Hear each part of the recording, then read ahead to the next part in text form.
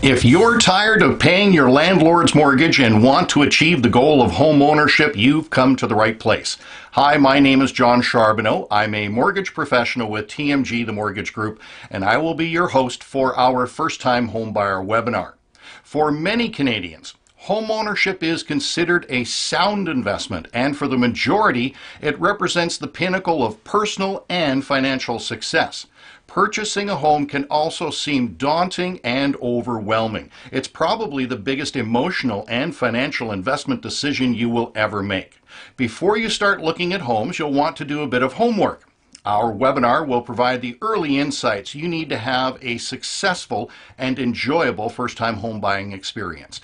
As promised, we'll have 4 presenters: a realtor who specializes in working with first-time home buyers, a home inspector, a lawyer, and myself talking about mortgages and getting pre-approved. On this screen, you'll see a comment and question box. We encourage you to send us your questions. There's a good chance we'll cover your questions in the material we have prepared. If we don't have time to get to your questions during the webinar, we will get back to you by email with an answer.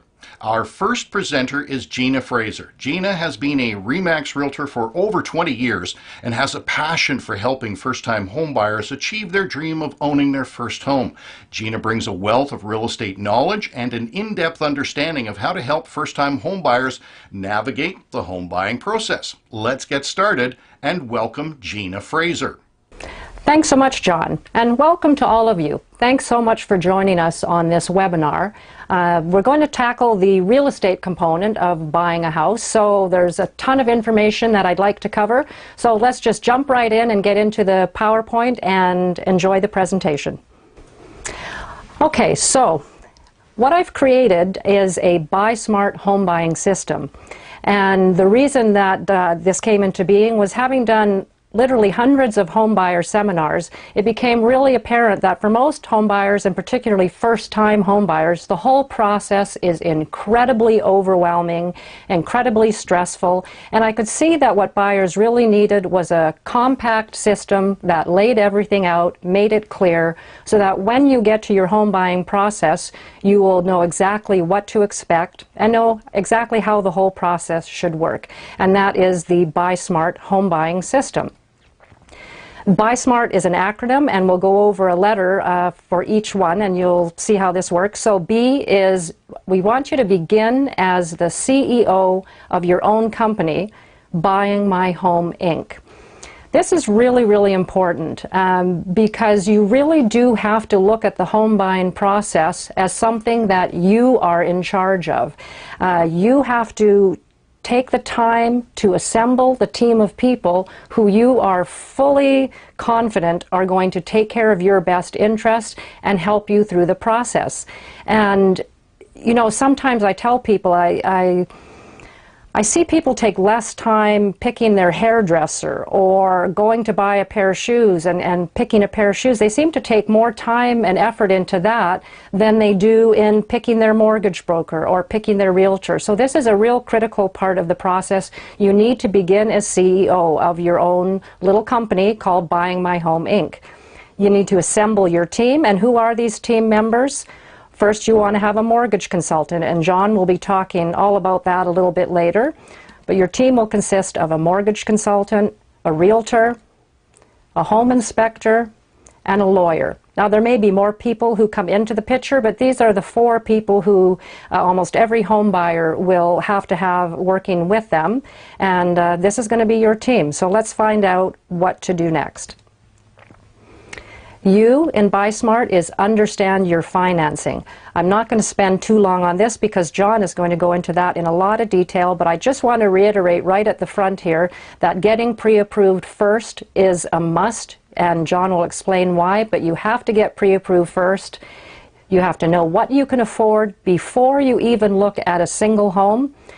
Too often I've seen buyers go through the process, and if they don't do this, they end up looking at a home, they fall in love with it, and then they want to write an offer, and they find out after the fact that they can't even afford that home, and they're very disappointed and frustrated. So Find out what you can afford first, and you'll then find out what your monthly payments will be, and those monthly payments are critical because that's what you base your monthly budget on. So John will go into that in a lot more detail, but you have to understand your financing.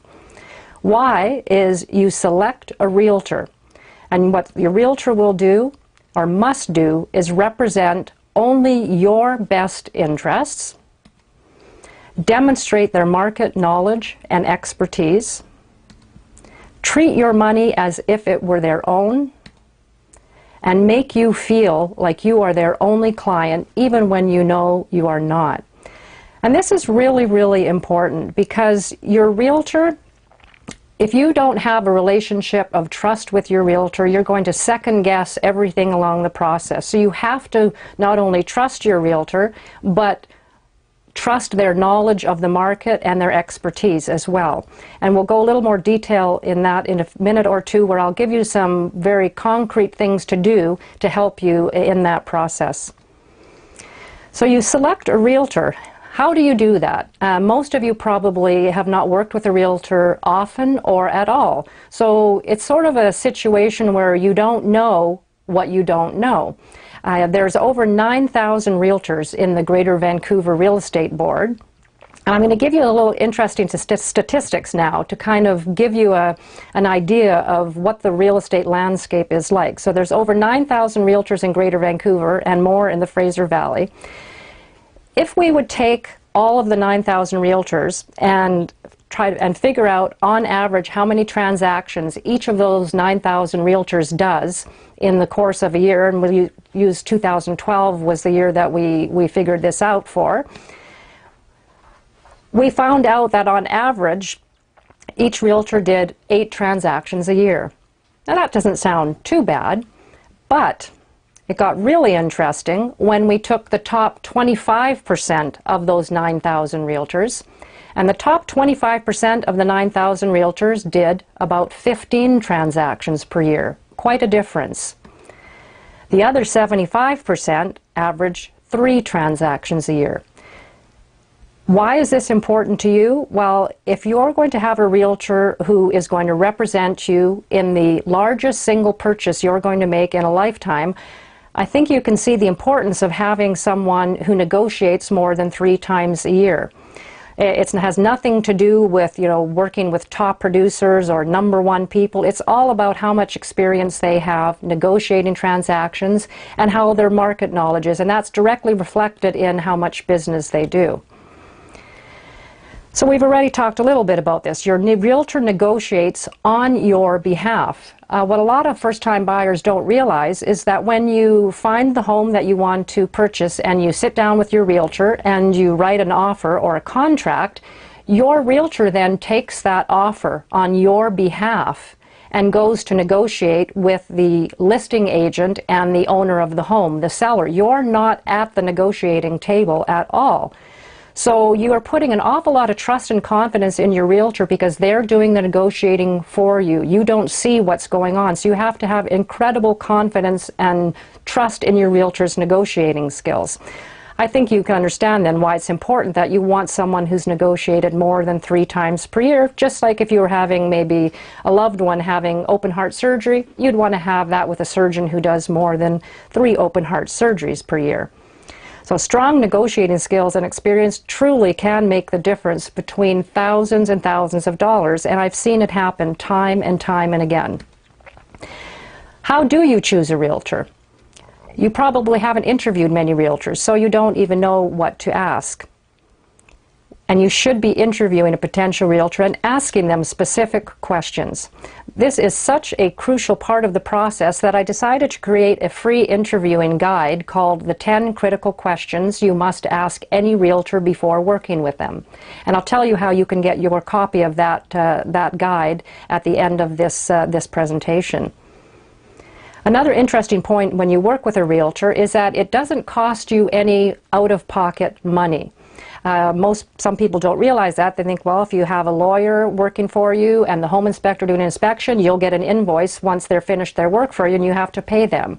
And that is true. With a realtor, that doesn't happen. You do not pay your realtor anything out of pocket. And so that begs the question, of course, why wouldn't you have your own realtor working for you and your best interests? The S in Buy Smart is start looking at homes the right way. So we're assuming now you've been to your mortgage broker, you've been pre-approved, you've selected a realtor who you're fully confident in, and now you're ready to start looking at homes. But you want to do it the right way. And what does that mean? I call it, you must have a list of your must-have features. These are things that are non-negotiable. They could be a specific price range. You don't want to go any higher than a certain price point. Or you absolutely want to live in a specific neighborhood. Or you have to have a certain number of bedrooms. This must-have feature list are things that if a home does not have it, no matter how perfect the home is, you don't even want to look at it. And it's this, I call them deal breakers on this list. Items that if the house does not have it, you would not even be interested in seeing it. And this is the list that I use, the must-have features. When I send my clients new listing information, I only will send them listings that have these must-have features. Then you want to make a second list, a list of what we call would-be nice features. And these are things that you'd love to have. A south-facing backyard maybe, a den or an office, a double garage. Your perfect home must have all the must-have features, and you'd like it to have as many of the would-be nice features as possible. So you want to be really clear on these two different lists. And it can get interesting sometimes because a husband and a wife might come up with two different lists that have a few discrepancies, and you have to make sure that you're both in agreement on what the must-have features are.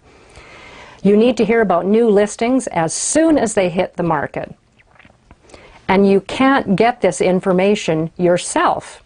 Now you might be asking, well, of course I can. I can go on the internet. Well, just bear with me here and you'll see why this doesn't work. What I'm going to show you now is what happens when a house is listed. On day one, I go into a home and a seller gets me to list their home for sale. So I do all the paperwork. Then on day two, I hand in all that paperwork to my office and they send it to the real estate board. Then on day three, the listing hits the Realtor's MLS. All 9,000 Realtors I spoke about earlier, they now know about this new listing. Then what happens is on about day 6, the listing hits the public MLS. That's a 3-day delay. The public MLS is where you are visiting to look at new properties that get listed, but you're not hearing about them until about day 6. And what do you think has happened if it's a great listing, priced really well, and you find out about it on day 6, and you phone the realtor about it? What do you think you might be told? You might be told that it already has an accepted offer. For those few people who probably are still looking at print ad and are looking in the Real Estate Weekly, you might see the first ad about this great new listing on day 11. And of course, a first open house probably wouldn't happen on day 14. So you can see if you're relying on the public internet, you won't know about the new listing until it's actually 6 days on the market. And print ad, day 11, and there's a strong likelihood that you will be told the house has either sold already or has an accepted offer. So this is why your realtor must have a system for letting you know about new listings the day they hit the Realtor's MLS. And that way you're finding out about these new listings the same day as all 9,000 Realtors. The M in Buy Smart, make the right offer on the right home. You must never feel pressured into writing an offer. If you do, you're working with the wrong person on your team. You have to feel comfortable looking at as many homes as it takes, and this varies from person to person. And really important, the first time you see the contract of purchase and sale should not be when you're writing an offer. You should be comfortable with that document well before, so that when it comes time to writing an offer, you can focus on the things that are important, such as all the details you're going to put into the contract. A in Buy Smart is attention to all the details. And really, there are hundreds of document pages in every real estate transaction, as well as probably hundreds of phone calls. And if there's strata documents, if you're buying a townhome or a condo, there could well be nearly 1,000 document pages in every strata transaction. As I mentioned, contracts, addendums, title search, inspection reports, strata documents, appraisals, mortgage documents. If there's a mistakes or sloppiness in any document, it truly can cost you thousands of dollars and add such unnecessary stress to the process. R, ready for moving day. Our goal is that there were no surprises for you. Everything went smoothly. Your team did not disappear after the contract was firm, as many buyers complain about. They say their realtor disappeared as soon as the contract was written. That should not happen. You would have received a checklist and a timeline to follow for everything that needed to be done before moving day. So that, when we get to T, time to move in, you had a great home buying experience and the moving day went smoothly. And it's now time to begin making memories in your new home. When asked by friends and family about your moving experience, you might reply, with the Buy Smart system, it was fantastic, enjoyable, and worry-free. And that truly is our goal in this, is to give you an enjoyable and worry-free home buying experience. So I told you I'd tell you about the free report that you can get from me. I wrote this called the 10 Questions You Must Ask Any Realtor Before Working with Them. And it's really easy. If you'd like to get your copy of this document, all you have to do is send me an email. The email will come up on your screen to GinaFraser@telus.net, and just mention the 10 Questions report or something like that, and I will get that to you so that you can see all the important questions that you really need to ask any realtor before working with them. Thanks for joining me on this segment. Now back to you, John. At this point, I get to switch hats from being your host to that of being your mortgage broker. For many first-time home buyers, the role of a mortgage broker might be an unfamiliar one. So let's take a moment and review what my role in the home buying process is. In short, I'm the money guy. You meet with me, we look at what your home buying goals are, and I make the arrangements to have your financing approved. I deal with banks, trust companies, credit unions, life insurance companies, and pension funds, all of which provide various types of financing. My job is to find the best mortgage for your needs, get a highly competitive interest rate, and show you which lender has the best product for you by showing you how their offerings compare with regards to penalties, prepayment options, and how the fine print from one lender to another can make a huge difference in the long-term cost of owning a home. One of the best parts of dealing with me is that my fee is paid by the lender. So working with me does not end up with you paying me a fee. In short, I get paid by the lenders to offer you their best interest rates and terms. With that out of the way, let's get started with the financing process of buying your first home. Let's talk about your first challenge, saving for a down payment. Once you decide that home ownership is in your future plans, you'll want to set up a budget so that you can begin to save money for a down payment and to cover closing costs. A down payment is the portion of money that you will contribute towards the purchase price of your home. Saving for a down payment is a crucial step towards home ownership, and it will help you prepare for the financial obligations that are associated with it. The more you contribute to the purchase price, the lower the amount of mortgage financing you will require. And with a lower mortgage comes a reduction in interest paid to your lender. There are two primary types of down payment: money you have or will save, and money that is gifted to you by a family member. First-time home buyers should try to set a goal of saving between 5% and 20% of the purchase price. There are a number of government incentives. Let's talk about a current government incentive for first-time home buyers with respect to down payment. It's called the Home Buyers Plan and provides assistance for potential buyers to realize their dream of home ownership.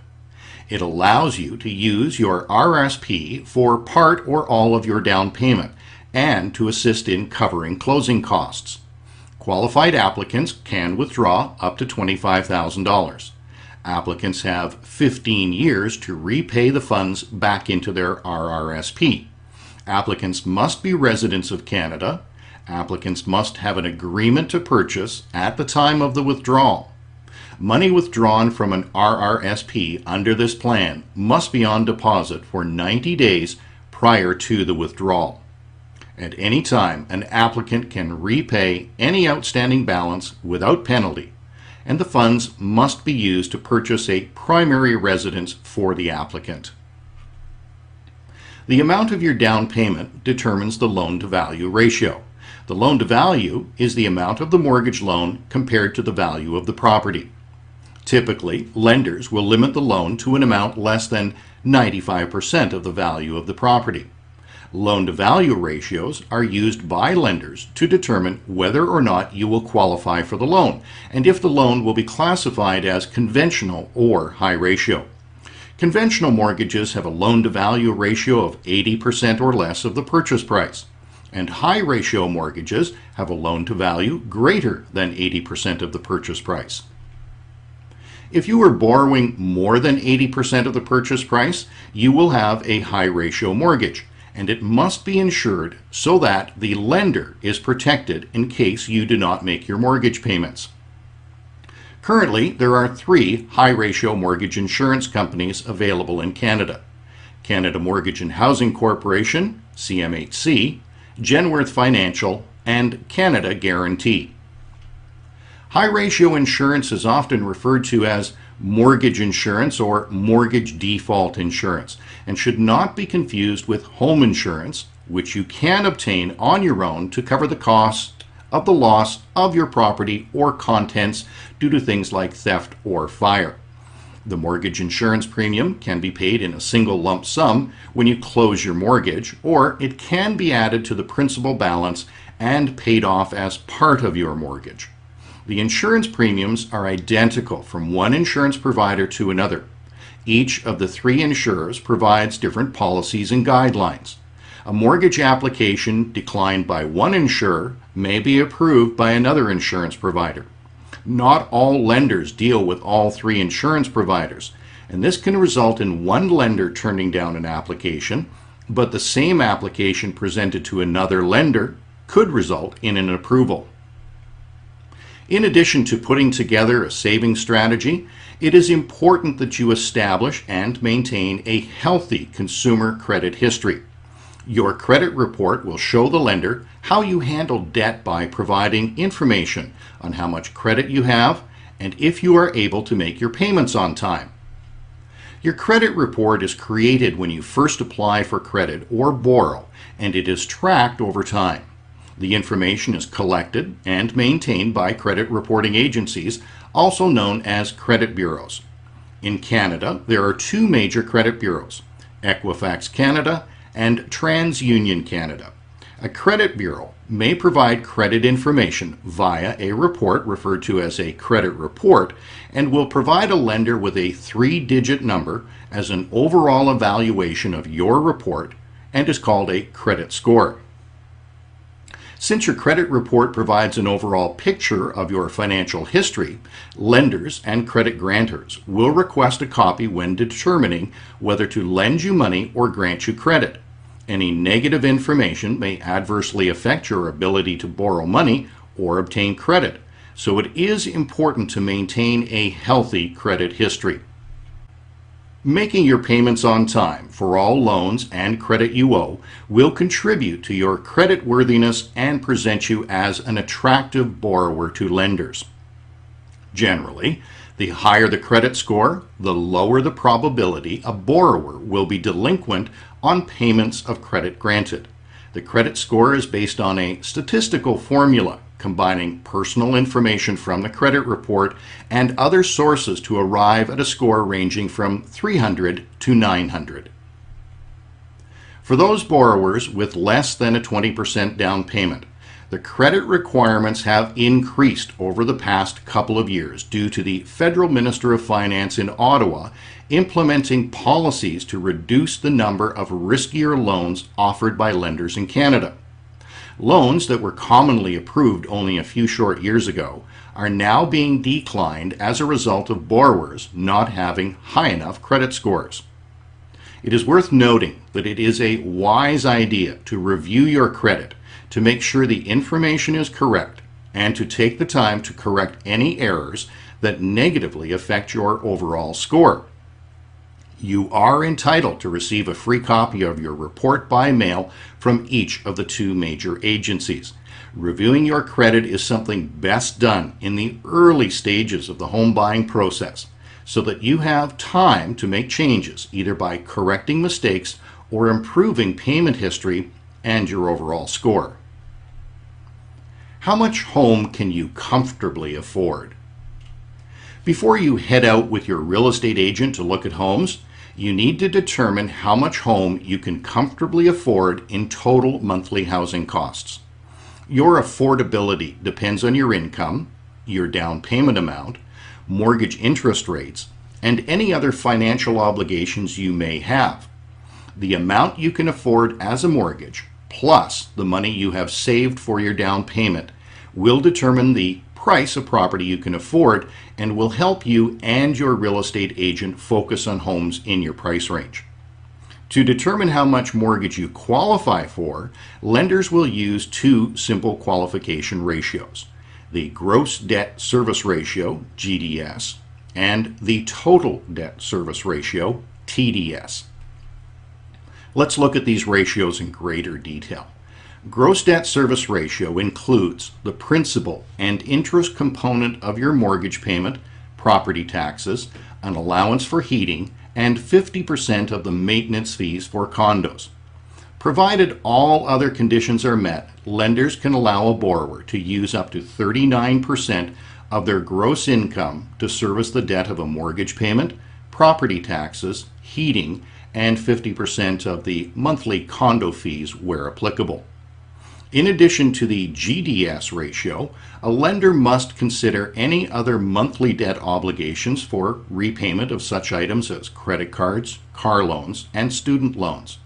When the repayment amounts are added to items included in the GDS, the total debt service ratio should not exceed 44% of the applicant's gross income. The ratio of 39% GDS and 44% TDS are considered the maximum allowable ratios acceptable to the high ratio insurance providers. This does not mean that every lender would approve a borrower to take on the maximum mortgage under these guidelines. To be approved for the maximum mortgage, a borrower would need to meet additional criteria such as income stability and credit history. The most important thing to take away from the discussion of affordability versus qualification is that a borrower might be approved for a mortgage larger than which they can actually afford. The best advice in this area would have the borrower prepare a monthly budget representing all expenses associated with their lifestyle and include amounts for food, clothing, entertainment, and vehicle expenses, to name a few. Once all lifestyle expenses are deducted from the applicant's net take-home pay, the amount remaining could be considered a reasonable budget for housing expenses.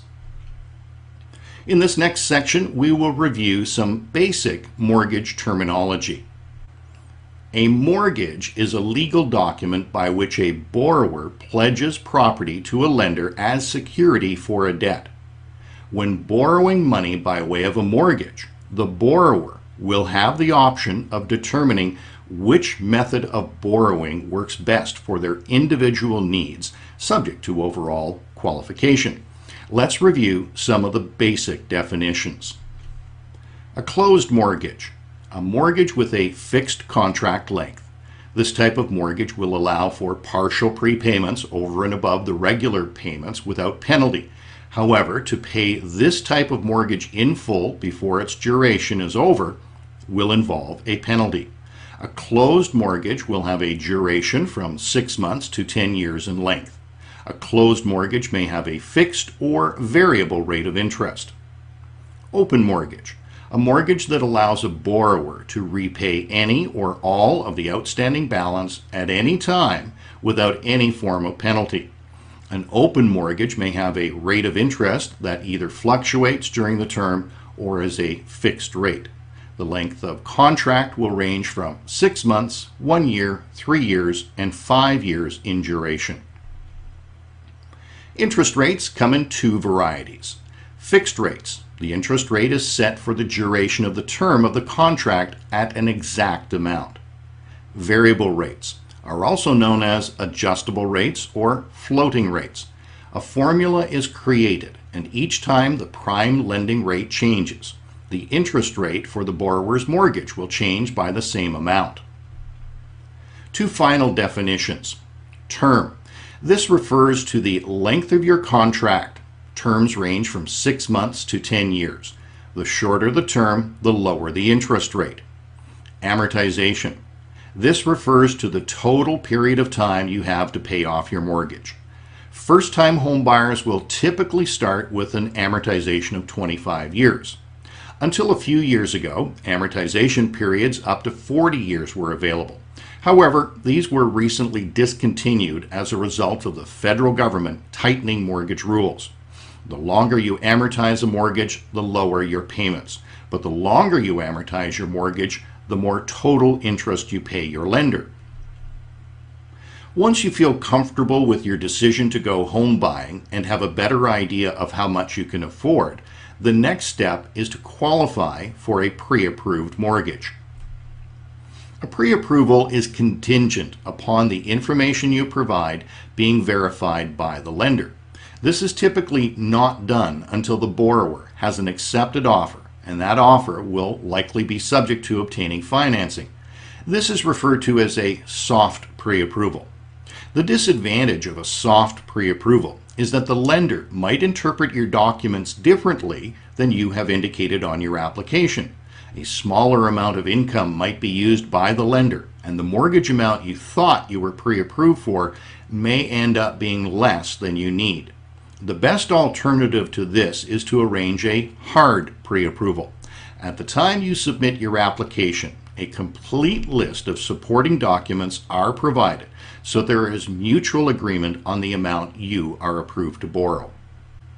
During the pre-approval process, a major decision has to be made by the borrower. This major decision will revolve around selecting the terms of the mortgage. Will you go with a short-term, lower interest rate product or a higher interest rate for a longer term? Will you select a mortgage product where the interest rate is set for the term or may increase or decrease during the term? This is a critical process, and a mortgage professional like me can assist you with a thorough review of the pros and cons of each option available to you and provide recommendations based on your individual abilities and risk tolerances. Once a pre-approval is arranged, the borrower can take advantage of the following benefits. It offers confidence and peace of mind when house hunting. It enables the borrower to search in a specific price range and protects the borrower for up to 120 days in the event that interest rates increase. It is vitally important to remember that a pre-approval is not a guarantee of financing. Even if you have provided all of your income and down payment documentation to your lender in advance of making an offer to purchase. Ultimately, the lender and high-ratio insurance provider, if your down payment is less than 20%, must approve of the property you are purchasing. Some properties might not be acceptable to the lender.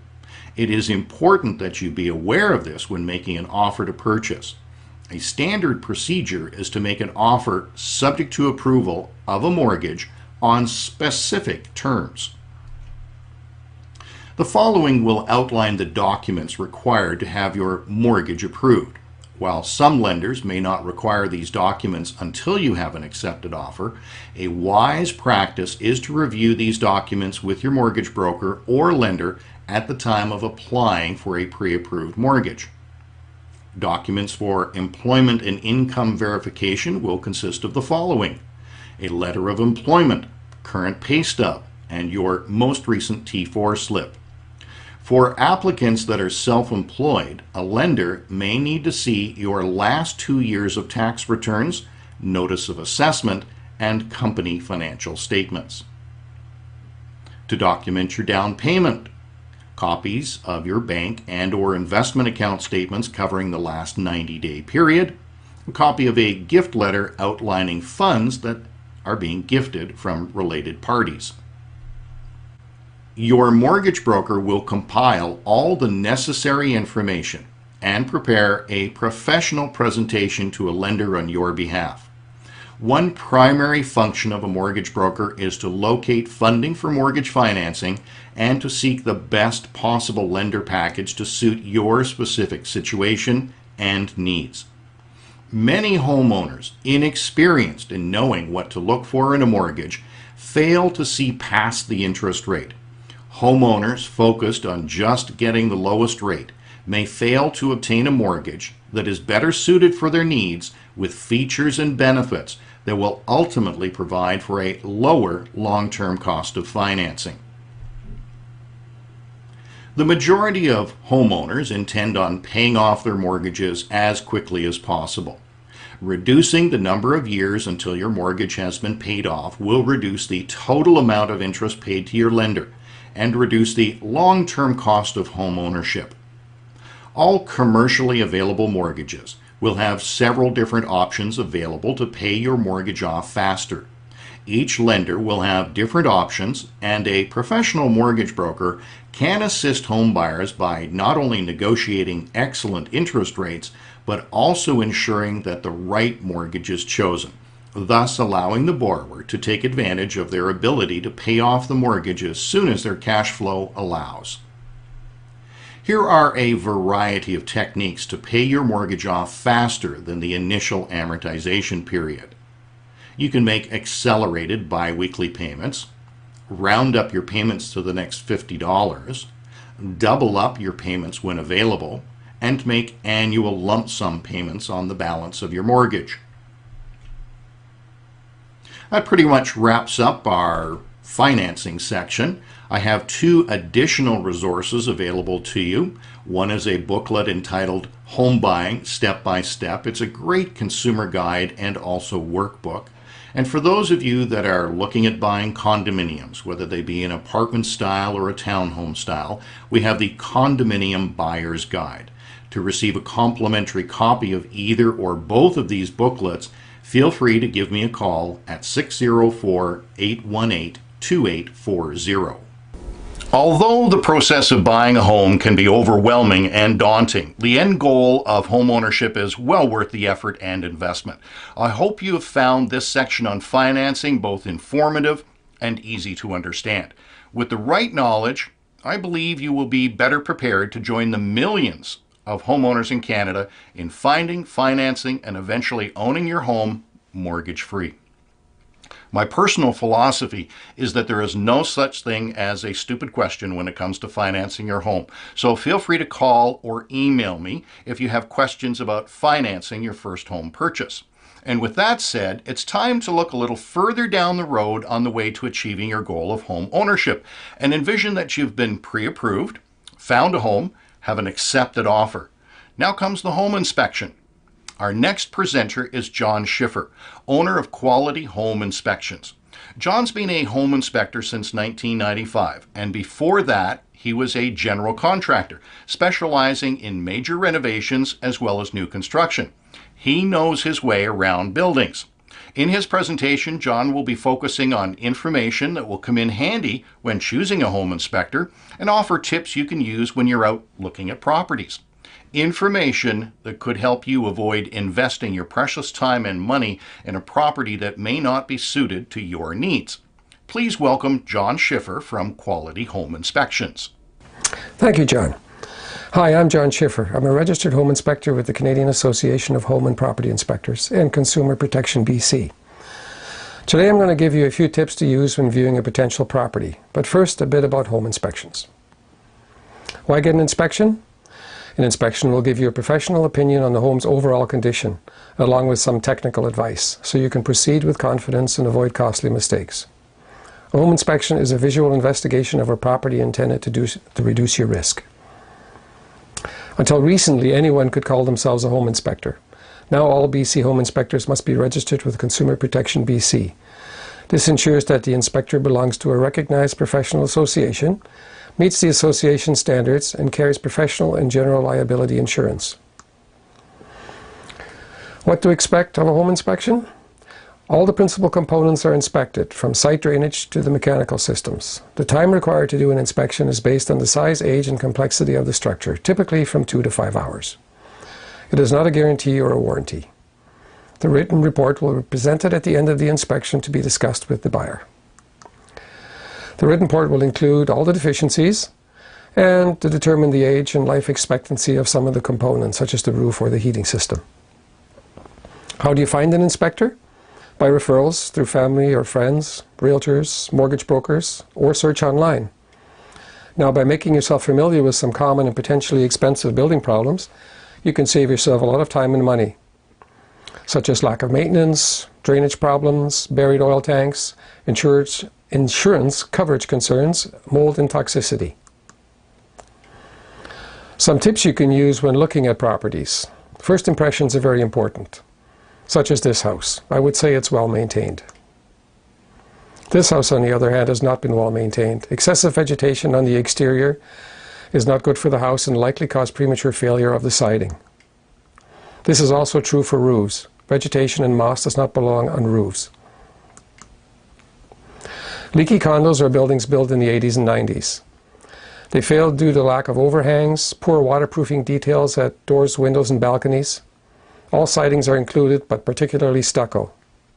First impressions of this building, not well maintained. Leaky houses. Some houses built during the same 1980s-90s period, especially stucco homes, had the same type of issues as condominiums, as you can see by the 2 leaks here, one from the roof, one from the exterior wall. A rain screen building can be identified by the horizontal flashing at every floor, as in this photo. Non-rain screen buildings lack this detail. They are more difficult to maintain, expensive to upgrade, and sometimes diligent maintenance is not enough to prevent them from becoming rain screened. Ceiling leaks in underground garages, if there is enough of them, can be very expensive to repair as well. When walking around the house, soil levels should be kept away from the siding and all wooden components, such as the supporting posts for decks. Older homes, in particular, when the drain tiles fail, may allow water to enter the basements and crawl space, such as this house. Basement leaks can show up as staining on the walls, also due to failed drain tiles. Stains on ceilings are caused by either a roof or a plumbing problem. Look for stains in closets in particular, as they are not well painted. This ceiling stain is due to a plumbing problem originating from the bathroom above. The most common room in the house to show water issues are bathrooms. This one shows an inspector using a moisture meter to determine how much moisture there is in the walls and the floors of the bathroom. Amateur work quite often results in all kinds of problems, in this case overheated wiring in an older electrical panel. Buried oil tanks, commonly found in older homes, can sometimes still be present today.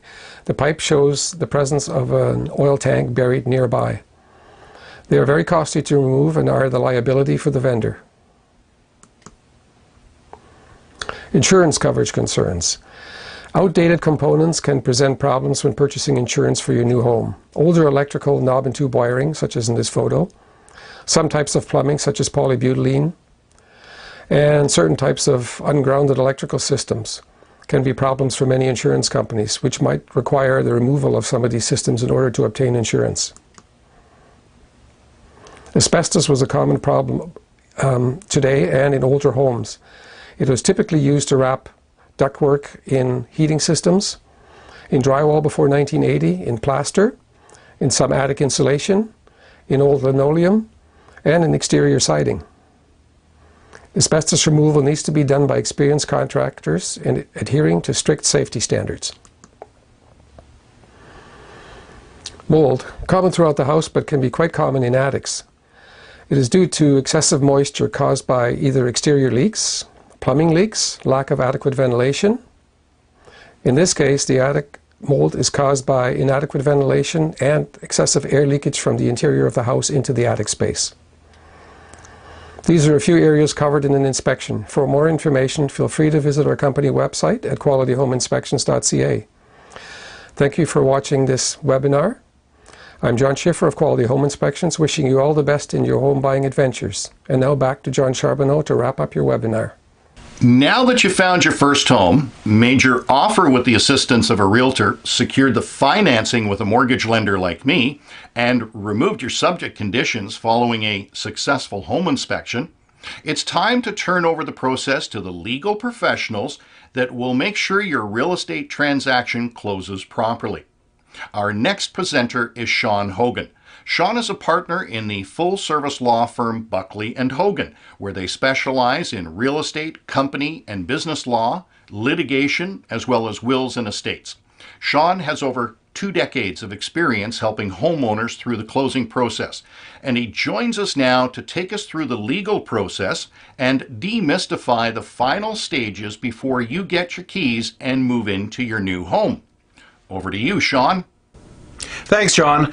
I'm going to review some of the legal aspects of buying a home.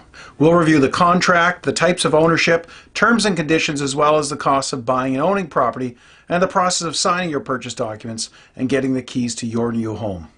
The first thing we're going to talk about in buying a home is the contract. Your realtor will work with you to prepare the contract of purchase and sale. It'll look like this form. You complete this form to make an offer to the seller.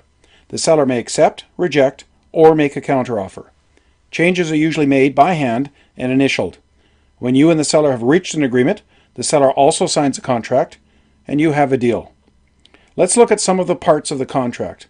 I won't be discussing the price or the amount of the deposit, those are things that you will negotiate with the help of your realtor. There are 2 ways to own property where there are more than one owner. Most couples will own property as joint tenants, which means that they own equal shares, and if one person passes away, the ownership automatically passes to the survivor on filing a death certificate. The other way to own is called tenants in common, where the owner can have different percentages of ownership. It could be 50-50 or 75-25 or something else. If one owner dies, his or her share does not go to the survivor, but goes to the beneficiary of the deceased person's estate.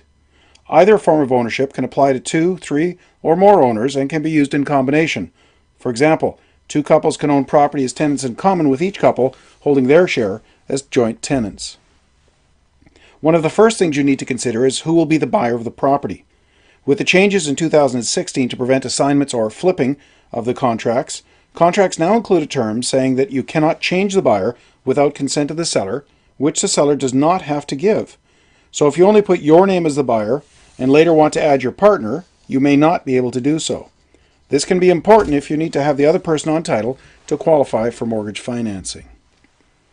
In paragraph 3 of the contract, you can add subject conditions. These are conditions that you need to satisfy before you will commit to purchase the property. Common subjects are financing. Even if you have been pre-approved for a mortgage, your lender will want to view and appraise the property to confirm that it's worth the price you are agreeing to pay. You'll want the buyer to agree to give access to the lender's appraisal. Consider hiring a home inspector to go through the home and look for any actual or potential problems. Your realtor may be able to recommend someone, or you can find one online. Your realtor can provide you with a copy of the title to the property. It's common to find things registered against title, such as covenants, easements, and rights of way.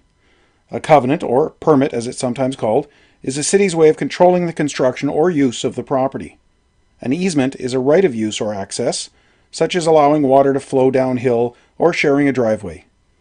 A right-of-way allows something to be placed in the property, such as a storm drain or a sewer line. You should review and understand all of these.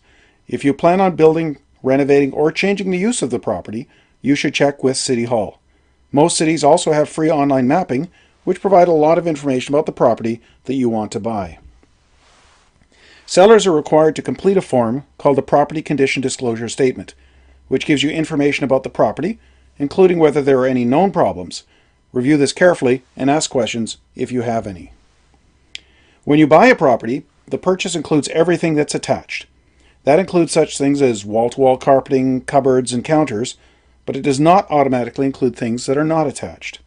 For that reason, it's common to specifically mention and include appliances, blinds, and window coverings. If there's something in the property that you want, such as mirrors or pictures, which are only held on by clips, then list it as being included. Similarly, the seller may want to list some attachments as excluded. The contract includes a term saying that the contents of the contract are the entire agreement. When you review any contract, you should consider both what it says and what's missing. If it isn't in writing, then it isn't part of the deal. So if there are any terms that are important to you, make sure that they are written into the contract. Next, we're going to talk about costs of buying. In determining your down payment, you also need to consider other costs of buying a home. When you sign the contract, you agree to be responsible for any taxes. The property transfer tax is a tax from the government of BC and is equal to 1% of the first $200,000 and 2% of anything above that. There are additional taxes of 3% if the price is over $2 million and 15% for non-resident foreign buyers. So if, for example, your purchase price is $500,000, your property transfer tax will be $8,000. There are some circumstances where a buyer is exempt from paying property transfer tax. One of the most common is for first-time buyers. To qualify, you must be a Canadian citizen or permanent resident, have lived in BC for at least 1 year, or filed taxes as a BC resident in 2 of the last 6 years, and not own land anywhere in the world that you used as your home or principal residence. You also have to move into the property after buying it and live there for 1 year. The full exemption only applies to property under $500,000, with a partial exemption up to $525,000. If the property is more than $525,000, there's no exemption even if you meet all of the other qualifications. The Government of Canada also charges GST of 5% on newly built homes. Substantially renovated, that is practically new homes, commercial, and recreational property. If you're buying a used residential home, there is no GST. If you're buying a new home worth less than $350,000, you can get a rebate of 36% of the GST to a maximum of $6,300. There's a partial rebate for homes worth up to $450,000, but no rebate for houses worth more than $450,000. You don't have to be a first-time buyer to qualify, but you do have to move into the home and live there for a year. Cities charge an annual property tax, which is due at the beginning of July each year. Although the tax is paid halfway through the year, it's for the calendar year. So if you're buying a home in the first half of the year, the seller will give you a credit towards the seller's share of the taxes, but then you will have to pay the full tax on July 2nd. If you buy in the second half of the year, you'll be reimbursing the seller for part of the taxes that the seller paid in July. Cities also charge for utilities such as garbage, water, and sewer. If you're on a metered water supply, you'll pay those around every 3 months. If you're not on a water meter, you'll pay those on March 31st each year. Depending on whether there's a water meter and the timing of the bill, there will either be a credit or a debit on your purchase for the city utilities. Lawyers and notaries are very competitive in terms of fees that they charge. In addition to the fees, there are a number of expenses such as land title office charges, searches, taxes, agent fees, and insurance binders. Those fees and costs can range between $1,000 and $1,500 total. Many banks and trust companies which deal with properties across Canada also charge title insurance, which protects them in the event of a problem with the ownership. That fee depends on the value of the property and will be at least a couple of $100s. Credit unions, which only deal with properties in BC, do not usually require title insurance. If you're buying a strata property, such as a condo or townhouse, there will be fees to be paid to the strata which may be up to $200. The seller is required to provide additional information to purchasers of strata property. These typically include 2 years of the minutes of the strata council meetings, bylaws, and financial statements. Read them to look for past problems, previous repairs, special assessments, and any expected upcoming expenses. The contract will often include a term saying that if the strata declares any special assessments before you buy, the seller is responsible to pay. Make sure this term is included, but be aware that if an annual or general strata meeting is held after you buy, and the strata requires owners to pay a lump sum for special expenses, you will be fully responsible for your share. As of 2013, stratas with 5 or more units are required to obtain a depreciation report, which projects anticipated repairs, maintenance, and replacement over a 30-year period, as well as a financial forecasting of expenses. A 3/4 majority of owners can vote to exempt ordering that report. If the strata you want to buy has a depreciation report, review it carefully. If it doesn't, then you'll be relying on your review of the minutes and the report of the home inspector. Stratas operate by way of majority votes. That can work well in many cases, but in others it means a majority can create problems for other owners. You may want to talk to members of the strata council, other owners, and the property manager to find out if there are any internal conflicts or control issues which might negatively impact your use and enjoyment of your new home. Once you've the money to buy your home, you're going to need money for the cost of owning it. Make sure you budget for these ongoing expenses. These include monthly expenses such as hydro, phone, and internet. You also may be required to pay setup fees to start those services. There are also annual expenses such as the city property taxes, the city utilities, and insurance. You may want to make arrangements with your lender or the city to make monthly payments toward your taxes or utilities to avoid having one large bill each year. You may also have moving costs and the costs of buying furniture or appliances. When I bought my first home, we had to put aside money for repairs and maintenance. We had used appliances that broke down almost every 2 months. First the washer went, then the dryer, and then the hot water tank. Fortunately, we would just finish paying for one, so we had saved money to pay for when the next one broke down. We also made a list of upgrades that we wanted to do, starting with the bathroom. So budget for the unexpected as well as for any upgrades that you want to do to make the home your own. A fixer-upper can be very cost-effective if you're in the trades or have friends who have those skills. But be careful of buying a home that may need more work than you have either time or money to spend. Next, we're going to discuss what happens when you finally get to buy your home. When choosing any professional, it's always best to find someone who's recommended to you. Your realtor, family, or friends may be able to recommend a lawyer or a notary. Both are competitive in terms of fees for home buying, and you always want to have someone with experience. The main difference between a notary and a lawyer is that if a legal problem develops, the notary will not be able to assist you and will have to refer you to a lawyer. That said, there are very experienced notaries, as well as very experienced lawyers, who do real estate deals. Once you've removed subject conditions and the deal is binding, your realtor will send a deal sheet to your lawyer or notary with some information about the purchase and a copy of the contract. Your lender will likewise send mortgage instructions. Lawyers and notaries all use conveyancers who are specialized real estate secretaries. The conveyancer will contact you to get all necessary information and to make your appointment. The appointment is usually a few days before the completion date. You'll meet the lawyer or the notary to review and sign all of the purchase and mortgage documents and be able to ask any questions they may have. You don't have to meet with the lawyer or notary on the actual completion date. The transfer and the mortgage are registered at the land title office, and funds are made available for the seller's lawyer or notary to pick up. The seller usually gets their funds on the next business day after the completion date. For that reason, it's usually better to have a completion date on a Thursday or earlier in the week, so that on Thursday you become the owner, on Friday the seller gets their money, and on Saturday you move. You'll meet with your realtor on the possession date, who will provide you with a set of keys to your new home. The seller usually leaves the additional keys inside the home for you. You'll get 2 reports from your lawyer or notary after the purchase. The first is a copy of the registered transfer confirming that you're the owner, and you'll receive that in about a week. The second is a copy of the title, which may be a few months later, to ensure that the seller's old mortgage has been discharged or removed from title. Congratulations and enjoy your new home. Let's turn it back to John as we continue with our first-time home buyer webinar. Thanks, Sean. Well, ladies and gentlemen, there you have it, your first-time homebuyer webinar. As you can imagine, there's a lot more information you're going to need to make an informed decision about buying your first home. Speaking on behalf of our presenters, we welcome your questions by email, and we will do our best to get back to you with the additional information you're going to need to make your first home purchase an easy process and an excellent investment. Best of luck in your home search, and don't forget to send us an invitation to your housewarming party. We'd like to join you and celebrate your first purchase.